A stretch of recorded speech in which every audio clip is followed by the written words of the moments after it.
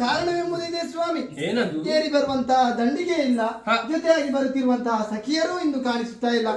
ಮಗನನ್ನು ನೋಡಿಯಂತೆ ಕಣ್ಣಿನಲ್ಲಿ ಎಲ್ಲವನ್ನು ಸೆರೆ ಹಿಡಿಯುತ್ತಾ ಇದ್ದಾನೆ. ಕಾರಣ ಉಂಟು ಸ್ವಾಮಿ. ಆತನನ್ನು ಜೊತೆಯಾಗಿ ಕರೆತಂದಿದ್ದೇನೆ. ಆತ ಒಂದು ಹಠಕ್ಕೆ ಕಟ್ಟು ಬಿದ್ದಿದ್ದಾನೆ.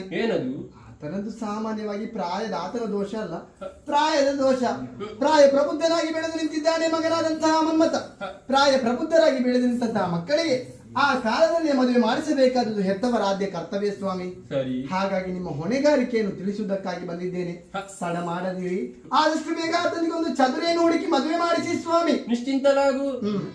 ಮಗನಾದ ಮನ್ಮಥನಿಗೆ 8 ದಿನದೊಳಗೆ ನಾನು ಮದುವೆ ಮಾಡಿಸುತ್ತೇನೆ. ನೀನು ನಿಶ್ಚಿಂತಲಾಗಿ ನಿರೀಕ್ಷೆಯಲ್ಲಿರುತ್ತೇನೆ. ಸರ್ವಮಂಗಲಮಾಂಗಲ್ಯೆ ಶಿವೆ ಸರ್ವಪ್ರಸಾದಿಕೆ ಶರಣ್ಯೇ ತ್ವಯಂ